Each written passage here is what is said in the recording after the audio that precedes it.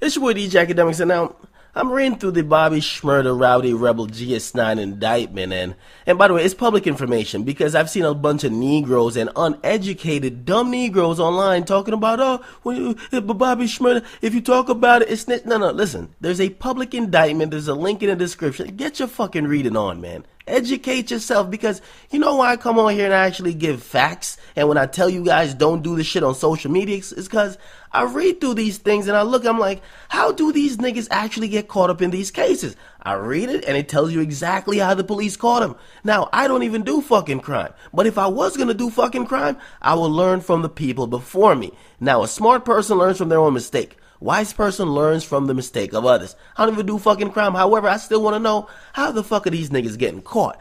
Now, I'm reading through the fucking Bobby Shmurda indictment, and it seems that a big part of their case is obviously a wiretap. They somehow got, and I'm guessing, a legal wiretap, and they had Bobby Shmurda's phone wiretapped since 2013. May 2013 is the first entry on the fucking long ass indictment of them having recorded conversations of Bobby Shmurda. And I'm like, god damn.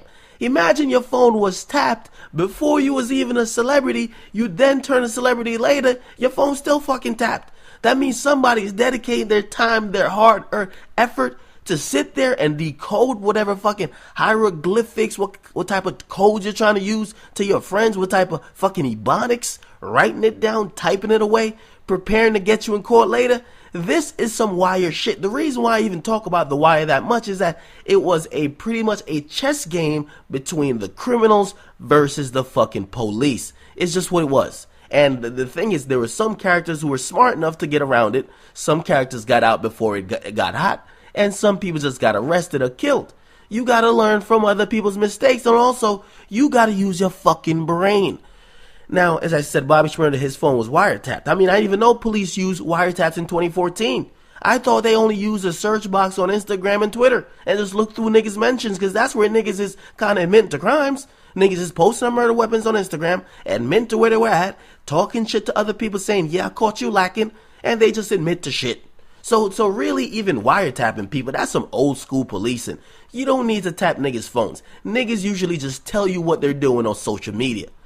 But yeah, you gotta realize, because most niggas, they're giving out evidence on social media like they're giving out double taps.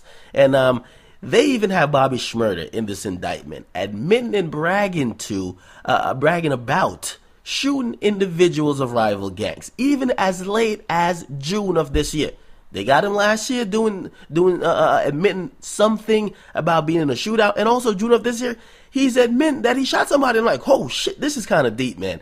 And yo, listen, we're not hearing the audio, but they're writing out the transcripts from the audio, so the audio will definitely be played in court. But imagine how fucking depressing that shit is to hear, man. There's even a point where Bobby Shmurda is talking to one of his other guys, and he's telling him, he's like, yo, man, I think I'm done selling fucking crack or whatever he was selling. And I'm like, yo, imagine not knowing you were just about to be caught, or niggas was actually onto you, and you're thinking about, yo, maybe I should just end this shit, man. Maybe I should just really go on the right path. And even though you guys hear me a lot of times, I do criticize most of these guys because, listen, I've been in the worst situations. Whatever situations you think these guys have been in, I've been in even fucking worse. I came from a third world country. I never made these choices to do crime. Bobby Shmurda is a second generation Jamaican. I'm a first generation. I came up here with nothing.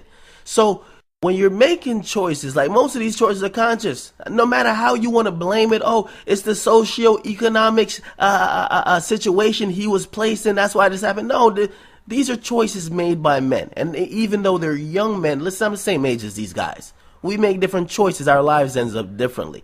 But yeah, I mean, I'm reading through the indictment, and I'm hoping, as I said, that this is not true, that he ends up being vindicated from all these charges and he actually does not go to jail. I'm hoping it's not true, because if it's true, what could you say?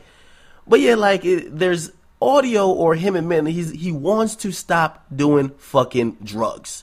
Now, of course, he was still in this particular gang, and I'm like, this is a guy that you could tell it's not, he wants a better life for himself, but yo, he's kind of caught up in a cycle, and there's nobody around him to say, yo, dog, you have to stop it. Everybody around him is encouraging him to do this. All his gang members is telling him, like, this shit's normal.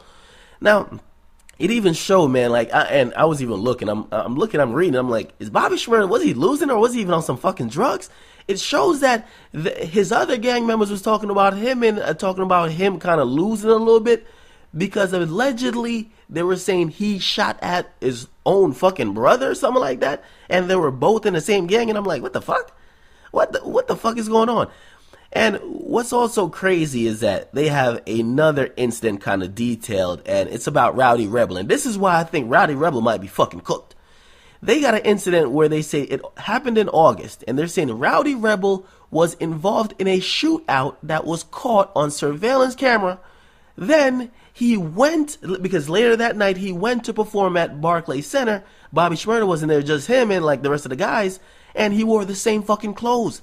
Not only that, the gun that he used in that shootout, which they recovered bullets, was found later at a hotel that he was in, that he was registered to be in. So they found the gun, they matched the gun to the bullets. And I'm like, damn, shit doesn't look good. That's why also Rowdy Rebel is charged with attempted murder.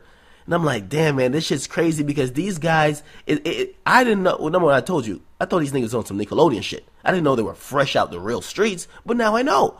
But it shows that these guys, they were really just transitioning out, and New York is so small where if you had problems all those time or those time before, the reason why they got caught with like 10 guns and 21 guns in total is that when you're that big in New York, Brooklyn isn't that damn far from Times Square. It's really not. It's really not. So if they had problems, even though they're famous, they're looking like, yo, maybe those problems could come back around to bite us anywhere, anytime. We still gotta at least be somewhat protected until we get like international. When Bobby Shmurda gets international, then he probably be like, okay, I'm good now.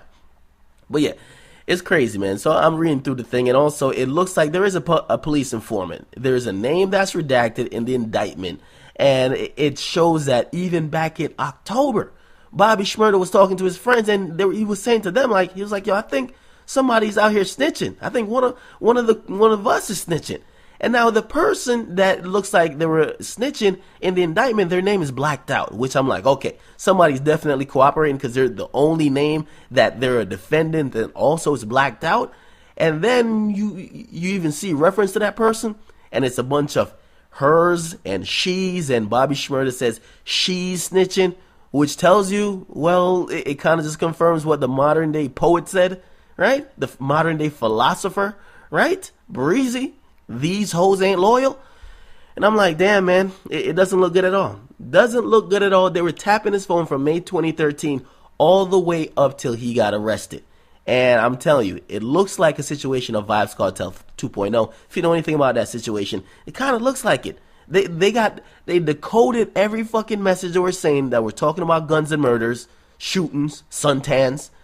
And now they have it in an affidavit that's an indictment, and it's 69 counts of conspiracy and 13 defendants. So you guys, man, listen, man, always be conscious of what you're doing. There's a lot of young people coming up, but you got to be conscious that the choices you make, it's not always the result of someone forcing you to do it. You might be put in a hard situation because of things that happened in the past, but you're still making conscious decisions.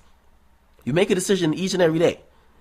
Are you gonna do a 9 to 5? You're gonna do some fucking crime. Now, after you read this indictment, a 9 to 5 don't sound that fucking bad. A 9 to 5 sounds pretty damn good, as opposed to, number one, shooting at people, getting shot at, and doing other fuckery. Now, by the way, they're even alleging that there was some situation that happened in Florida. They're saying that the person who's like the gun connect in Florida is like Bobby Shmurda's dad. I'm like, oh no, don't do it. It looked like, man, this is deep shit. Epic Records is bailing out Bobby Shmurda, but who knows how long he'll be free. Rowdy Rebel is signed. He confirmed in a Vice interview that he is signed to Epic Records. Him and Bobby Shmurda was the only one. But Epic Records has talked nothing about getting fucking Rowdy Rebel out of jail. The bail for Bobby Shmurda is $2 million. I'm not sure what the bail is for Rowdy Rebel. Probably a little bit more. But it's just crazy, man. So you guys get in the comment box, man. Listen, we want these guys to win. We like their music. But it's still, we stress that we have to learn to separate entertainment from reality. If people are out here getting killed, listen, it's not, hey. So you guys get in the comment box. Make sure you guys like. Definitely subscribe, man. I'm out.